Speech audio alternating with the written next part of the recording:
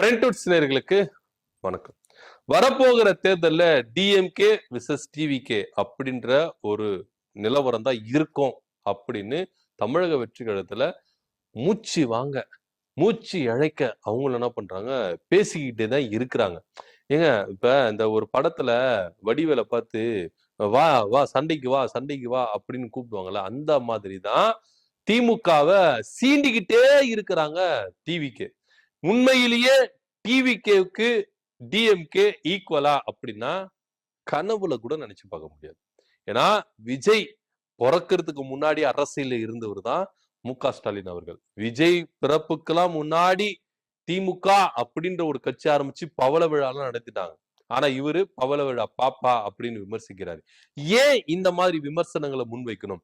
CM அவர்களை தரக்குறைவா பேசுறது, அமைச்சர்களை தரக்குறைவா பேசுறது, தமிழ்நாட்டுடைய அரசு நலத்திட்டங்களை ரொம்ப தரக்குறைவா பேசுறது. அதாவது நீங்க ஒரு ஆளுங்கட்சிய ஒரு எதிர்கட்சியா இருந்து விமர்சனம் வைக்கலாம், அதுல எந்த வித மாற்று கருத்து இல்லை. ஏன்னா ஒரு நல்ல ஆளுங்கட்சியை எப்போ உருவாக முடியும்னா இருக்கிறவங்க என்ன பண்ணும், நல்லா எதிர்த்தாதான் இவங்க பலசாலி அப்படின்றது நிரூபிக்க முடியும்.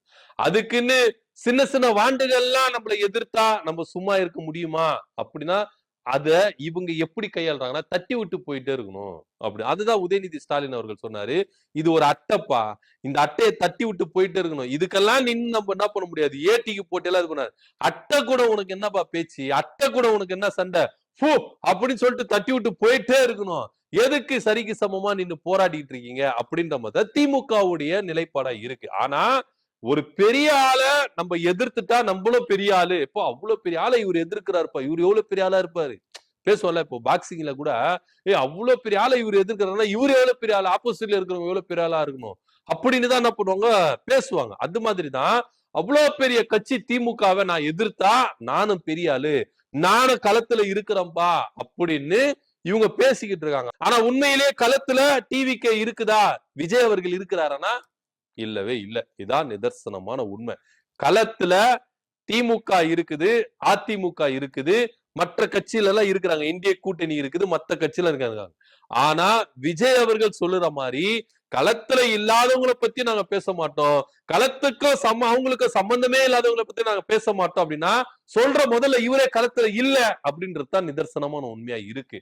ஆனா விஜய் அவர்கள் எதிர்க்கிறது எல்லாமே திமுக தான். திமுகவே எதிர்க்கிறாருன்னா விஜய் எவ்வளவு பெரிய பவரு அப்படின்னு எல்லாரும் பீத்திக்கணும்ல. அந்த பீத்தலுக்கு தான் விஜய் அவர்கள் திமுக என்ன பண்றாரு, எதிர்க்கிறாரு. ஆனா உண்மையிலேயே விஜய் கிட்ட சரக்கே இல்லங்க. நீங்க தேர்தலை விட்டுடுங்க, ஒரு கிராமத்துல பஞ்சாயத்து போர்டு எலெக்ஷன் நடக்கல, அந்த பஞ்சாயத்து போர்டு எலெக்ஷன்ல இவரு நின்னு ஜெயிச்சு போட்டிடுறது கூட இவர்கிட்ட என்ன பண்ணல, சரக்கு இல்ல, வலுவில்லை அப்படின்றதுதான் நிதர்சனமான உண்மையா இருக்கு.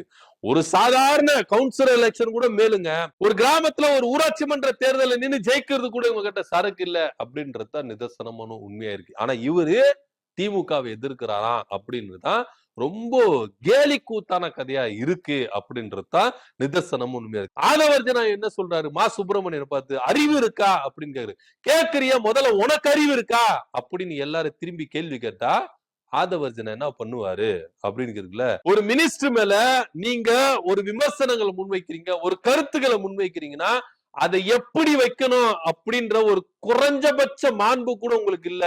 இப்ப தெரியுதா நீங்க எந்த அளவுக்கு அட்டையா இருக்கிறீங்க, எந்த அளவுக்கு தகுதி இல்லாம இருக்கீங்க, எந்த அளவுக்கு தேர்தலுக்கு உங்களுக்கு சம்பந்தமே இல்லாம இருக்கிறீங்க அப்படின்னு தெரியுதா? 2021 கொரோனா காலகட்டத்துல அவங்க ஆட்சியை புரிஞ்சு எப்படியெல்லாம் சுகாதாரத்துறையை மேம்படுத்தி கொண்டு வரணும், சுகாதாரத்துறையில எந்த அளவுக்கு மேம்படுத்தி கொண்டு வந்து நாட்டிலேயே சுகாதாரத்துறை ஒரு சிறந்த துறையா மாத்தணும் அப்படின்னு சொல்லிட்டு உழைச்சிட்டு இருக்கிறவரு மா சுப்பிரமணியம் அவர்கள். ஆனா தேர்தல் நெருக்கத்துல சில பல கட்சிகளின் தூண்டுதலினால சில போராட்டங்கள் நடத்துறாங்க. அந்த போராட்டங்களையும் எப்படி ஹேண்டில் பண்ணணும் அப்படின்னு முதலமைச்சர் கிட்ட கேட்டு எப்படி அதை ஒழுங்குபடுத்தணும் அப்படின்னு சொல்லிட்டு அவர் எடுத்துட்டு போறாரு. ஆனா ஒரு பேசிக் நாலேஜே இல்லாம, கள நிலவரம் என்னன்னு தெரியாம, எடுத்த அடுப்புல அறிவு இருக்கா அப்படின்னு கேக்குறீங்களே, கேட்கிற உங்களுக்கு முதல்ல அறிவு இருக்கா அப்படின்னு தான் எல்லாருக்கும் கேட்க தோணுது.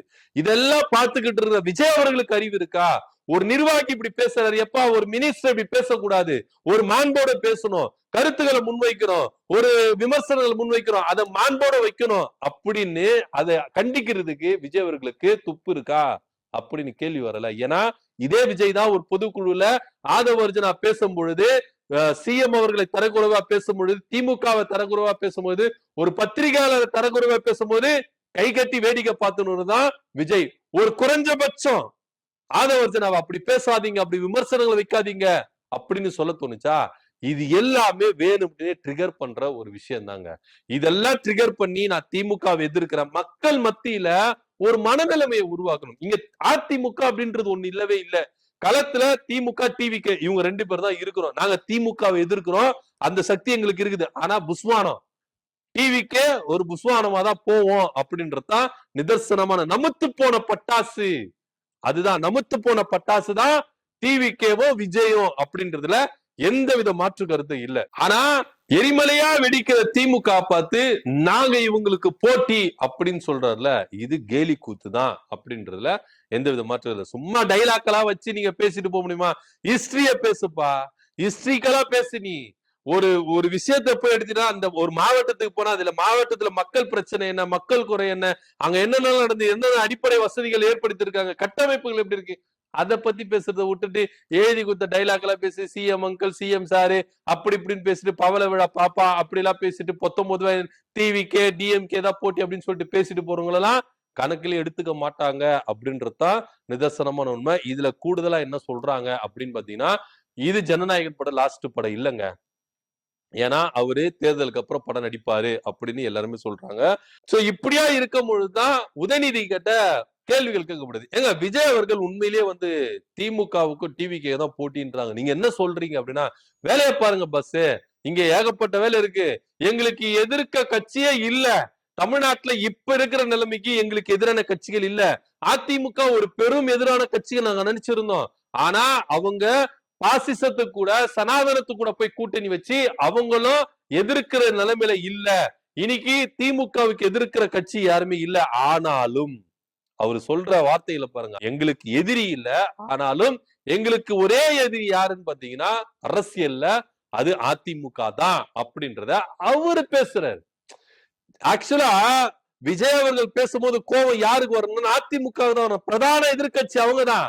ஆனா அவங்க வாயத்தவர்கள அதிமுகவுக்கும் சேர்த்து குரல் கொடுக்கிறவரு நம்ம உதயநிதி ஸ்டாலின் அப்படின்றதுதான் இங்க நிதர்சனமா உண்மையா இருக்கு. உண்மையிலேயே கோவம் ரோசம் யாருக்கு வரணும்னா அதிமுக தான் வரணும். எப்ப அதிமுக உங்களுக்கு களத்திலேயே சம்பந்தமே இல்லைன்றாரு விஜய், திமுகவுக்கு போட்டி டிவிக்குன்றாரு.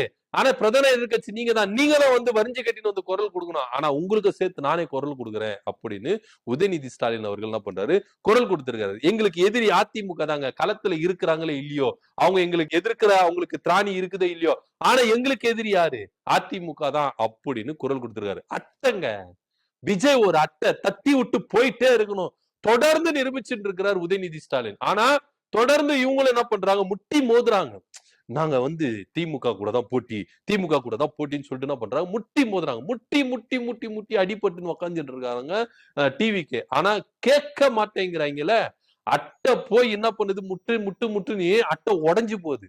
இல்ல நான் ஒட்ட வச்ச டேப்பு போட்டாச்சுன்னா ஒட்ட வச்சு திரும்பவும் நான் என்ன பண்ணுவேன், முட்டுவேன் அப்படின்னு டிவிக்கேன்ற அட்டை என்ன பண்ணுது, போய் முட்டிக்கிட்டே இருக்கு. அங்க திமுக ரொம்ப ஸ்ட்ராங்காவே இருக்கு அப்படின்றதுதான் நிதர்சனமான உண்மை. திமுக கூட்டணியை உழப்பணும், திமுக கூட்டணியை உடைக்கணும் அப்படின்னு தொடர்ந்து இந்த பக்கம் அதிமுகவ பாஜக, இந்த பக்கம் டிவிக்கு 3 பேரை சேர்ந்து முயல்றாங்க. ஆனா அங்க வேலைக்கே ஆகல. அதுதான் ஒரு மாபெரும் கோட்டையாச்சு. நீங்க போய் என்னத்தை போட்டு இடிக்க போறீங்க, புல்டோசரே வச்சு இடிச்சாலும் புல்டோசர் உடைஞ்சு போக மாட்டி அங்க கூட்டணி உடையாது அப்படின்றதா எல்லாருமே சொல்லிட்டாங்க. அண்ணன் திருமாவளவன் அவர்கள் அவர் என்ன சொல்லிட்டாரு, ஏங்க நாங்க போராடி சண்டை போட்டு சீட்டு கேட்போங்க, திமுக கிட்ட உரிமையா சீட்டு கேட்போம், கொடுக்கலையா கூட்டணி எல்லாம் விட்டு வெளியே வரமாட்டோம், அங்கேதான் இருப்போம், எங்க கூட்டணி கொள்கை ரீதியான கூட்டணி, அதிமுக மாதிரி தேர்தல் கூட்டணி எல்லாம் கிடையாது, இங்க டிவிகே மாதிரி புஸ்வானம் கூட்டணியே கிடையாது, எங்களுக்கு கொள்கை ரீதியான கூட்டணி, நாங்க சீட்டு கேட்போம், தரலையா நாங்க திமுக கூட்டணியில இருப்போம் ஓப்பனா சொல்லிட்டாரு. இதுக்கப்புறம் உங்களுக்கு என்னங்க பண்ணணும், ஒரு பக்கம் அதிமுக பாஜக, இந்த பக்கம் விஜய், எல்லாருமே கூட்டணியை உழப்பணும் அப்படின்றதுக்காகவே என்ன பண்றாங்க, போராடிட்டு இருக்காங்க. அங்க வந்து ரொம்ப ஸ்ட்ராங்கா இருக்கு. விஜய் குட்டிகாரணம் போட்டாலும் இங்க திமுக எதிர்க்க முடியாது. இந்த தேர்தல்ல உதயநிதி ஸ்டாலின் அவர்கள் சொல்ற மாதிரி திமுக விசஸ் அதிமுக அப்படின்ற ஒரு தேர்தல் தான் இருக்கும் அப்படின்றதுதான் நிதர்சனமான உண்மை. இதை பத்தியோட கருத்து என்ன அப்படின்றத கீழே கமெண்ட் பண்ணுங்க. நன்றி, வணக்கம்.